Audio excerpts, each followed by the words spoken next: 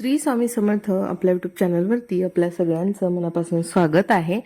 तुम्हा सगळ्यांना सुरू होणाऱ्या नवरात्रीच्या हार्दिक हार्दिक शुभेच्छा. नवरात्राला 15 ऑक्टोबरपासून सुरुवात होणार आहे. नवरात्र ही 9 दिवस देवीच्या वेगवेगळ्या 9 रूपांची सेवा करायची असते, उपवास करायचा असतो, मनोभावे पूजा करायची असते, आपल्या घरामध्ये घटस्थापना करायची असतात. तर घरामध्ये घटस्थापना करत असताना किंवा 9 दिवसाचे उपवास करत असताना अशा कोणत्या गोष्टी आहेत ज्या आपल्याला चुकूनही करायच्या नसतात आणि या 9 दिवसांमध्ये आपल्याला कोणकोणते नियम पाळायचे असतात, तर हे आज आपण आपल्या व्हिडिओमध्ये डिटेलमध्ये बघणार आहोत.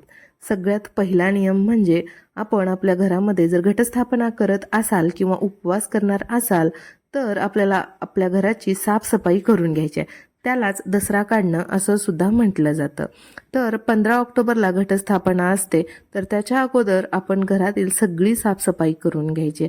जाळ्या तसेच घराचे पडदे धुवायचे आहेत, अंथरूण पांघरून आपली भांडे वापरात असलेल्या नसलेल्या सगळ्या वस्तू आपल्याला धुवून स्वच्छ करायच्या असतात. अगदी घराचा कोपरा ना कोपरा स्वच्छ करायचा असतो. दुसरी गोष्ट म्हणजे शक्य असेल तर 9 दिवस आपण गादीवरती झोपायचं नाही, म्हणजेच गादी किंवा बेड यावरती आपण झोपायचं नाहीत. आपल्या आयुष्यामध्ये असलेल्या सुखसुविधांचा त्याग करून आपण उपवास करतो, तर हाच खरा उपवास मानला जातो आणि देवी आपल्यावरती लवकर प्रसन्न होते अशी मान्यता आहे. म्हणून या 9 दिवसांमध्ये गादीचा, बेडचा, सोफ्याचा वापर करायचा नाही. जमिनीवरतीच झोपायचं. जमिनीवरती म्हणजे डायरेक्ट जमिनीवरती नाही, किंवा चटई, सतरंजी अशा गोष्टी अंथरून तुम्ही झोपू शकताय. जो उपवास करत आहे त्याने तर ह्या गोष्टी पाळणं अगदी महत्त्वाचंच मानलं जातं. तिसरा नियम म्हणजे 9 दिवस आपल्या घरामध्ये वातावरण अगदी आनंदमयी ठेवायचंय. कोणत्याही प्रकारचा वाद, भांडण किंवा इतरांविषयी ईर्ष्या आपल्या मनामध्ये येऊ द्यायची नाही. आपण उपवास करो किंवा न करो, पण हा उपाय आपल्याला सगळ्यांनी करायचा आहे की बाबा 9 दिवस देवी आपल्या घरांमध्ये वास करते. देवीचा थोडासा का होईना अंश आपल्या घरामध्ये असतोच या 9 दिवसांमध्ये. म्हणून या दिवसांमध्ये आपण आणि आपले घरातील सगळे सदस्य शक्यतो जास्तीत जास्त आनंदी राहण्याचा प्रयत्न करावा आणि देवीचं नामस्मरण हे जास्तीत जास्त करावं. चौथा नियम म्हणजे आपण लेदरच्या वस्तू कोणत्याही वापरायच्या नाहीत. म्हणजे स्त्रियांनी पर्स असू द्या किंवा बेल्ट असू द्या किंवा पायातले सँडल्स असू द्या, पुरुषांनी सुद्धा बेल्ट, सँडल्स, छोट्या ज्या वॉलेट्स असतात ते लेदरचे शक्यतो वापरायचेच नाहीत. आणि जर आपण लेदरच्या गोष्टी काही वापरल्या तर घरामध्ये येऊन सगळ्यात अगोदर आपल्याला आंघोळ करायची आहे, मगच घरामध्ये इतर गोष्टींना स्पर्श करायचा आहे. नंतर कुठल्याही प्रकारचा मांसाहार आपल्याला 9 दिवस करायचा नाही, अगदी बंदच करायचा आहे. हे जर गोष्टी तुम्हाला आयुष्यभर जरी जोपासना करता आल्या की बाबा किंवा पाळता आल्या तर त्या पाळायच्या आहेत. अल्कोहोलचं सेवन करायचं नाही किंवा मद्यसेवन या 9 दिवसांमध्ये अजिबातच करायचं नाही. दुसरी गोष्ट म्हणजे आपण जो उपवास करतो तो उपवास कसा असावा, म्हणजे आपल्या शरीराला तो उपवास सहन व्हावा अशाच पद्धतीचा उपवास करायचा आहे. निर्जली उपवास किंवा फक्त दूध पिऊन उपवास, फक्त फळं खाऊन उपवास, अशा अनेक उपवासांचे प्रकार असतात. तर त्यापैकी कोणता उपवास आपण करायचा हे आपण स्वतः ठरवायचं आहे, कारण आपल्या शरीराला काय सहन होतं हे आपल्यालाच माहिती असतं. म्हणून कोणत्याही प्रकारचा उपवास करत असताना आपल्या शरीराची कॅपॅसिटी नेमकी केवढी आहे हे बघूनच आपल्याला उपवास करायचा आहे. त्यानंतर घटस्थापना करत असताना घरातून कोणकोणत्या गोष्टी बाहेर काढायच्या असतात त्याच्यावरती आपल्या चॅनलवरती व्हिडिओ अपलोड झालेलाच आहे, तो तुम्ही नक्की बघा. म्हणजे नवरात्रमध्ये घटस्थापना करण्या अगोदर फाटलेले कपडे, तुटलेले चप्पल्स, फाटलेल्या फोटो फ्रेम्स, तसेच देवघरातील खंडलेल्या, तुटलेल्या, विभागलेल्या मूर्ती किंवा फोटो या गोष्टी आपल्याला आपल्या देवघरामध्ये ठेवायच्या नसतात, आपल्या घरामध्ये ठेवायच्या नसतात. तर घटस्थापना करण्या अगोदर या गोष्टी तुम्ही घराच्या बाहेर काढायच्या आहेत. नंतर जर आपण आपल्या नवरात्रमध्ये अखंड दिवा लावला असेल तर तो अखंड दिवा घरामध्ये एकटा सोडून आपण कुठेही बाहेर जायचं नाही. अगदी त्या दिव्यामध्ये किती तेल राहिलंय, दिव्याला काजळी चढलीये का नाही हे पाहण्यासाठी नेहमी आपल्या घरामध्ये एका व्यक्तीचं असणं अगदी महत्त्वाचं मानलं जातं.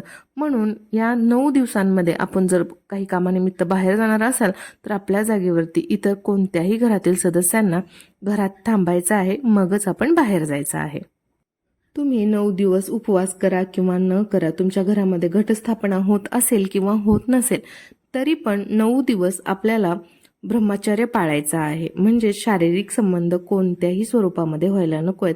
हे अत्यंत महत्त्वाचं असतं, कारण शरीर शुद्ध असेल तरच मन शुद्ध असतं आणि शुद्ध शरीराने आणि मनानेच केलेली भक्ती ही देवापर्यंत पोहोचते.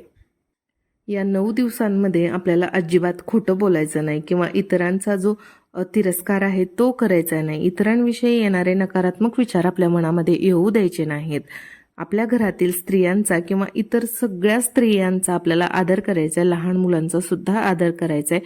हे फक्त 9च दिवस नाही तर आयुष्यभर आपल्याला हे नियम पाळायचे असतात की कोणत्याही स्त्रीचा आपल्याला अपमान करायचा नाही, नेहमी आदर करायचा आहे. कारण ज्या घरामध्ये स्त्रीचा अपमान होतो त्या घरामध्ये कधीच लक्ष्मी नांदत नाही. ज्या घरांमध्ये स्त्रियांना सन्मान दिला जातो त्याच घरामध्ये लक्ष्मी ही टिकून असते.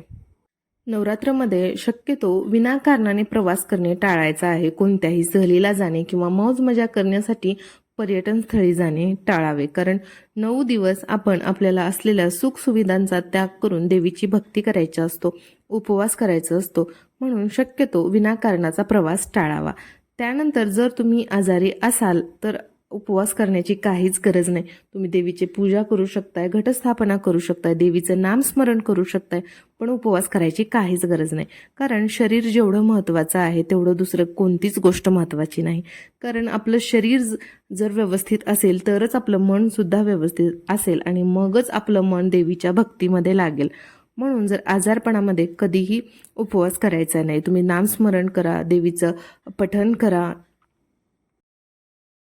नवरात्रीच्या 9 दिवसांमध्ये आपल्याला कांदा आणि लसूण यांचं जेवण शक्यतो टाळायचं आहे आणि सात्विक अन्नच आपल्याला हे 9 दिवस खायचं आहे. जर तुम्ही फक्त फळं खाऊन 9 दिवस उपवास करणार असाल तर तुमचं शरीर सहन करू शकेल या गोष्टी, तरच तुम्ही उपवास करा. त्यानंतर जो उपवास करणारा आहे तो म्हणजे जर तो उपवास करत असेल तर घरातील इतर सदस्यांना उपवास करायची गरज नाही. एका घरातून एक सदस्याने जरी उपवास केला तरी त्याचं फळ कुटुंबातील सगळ्या सदस्यांना मिळतं. तर अशा पद्धतीने होते नवरात्रीमध्ये पाळले जाणारे नियम आणि आपण कोणत्या चुका करायच्या नसतात. तर कसा वाटला तुम्हाला आजचा व्हिडिओ हे मला कमेंट करून नक्कीच सांगा. पुन्हा भेटूया अशाच एका इंटरेस्टिंग व्हिडिओमध्ये. तोपर्यंत श्री स्वामी समर्थ.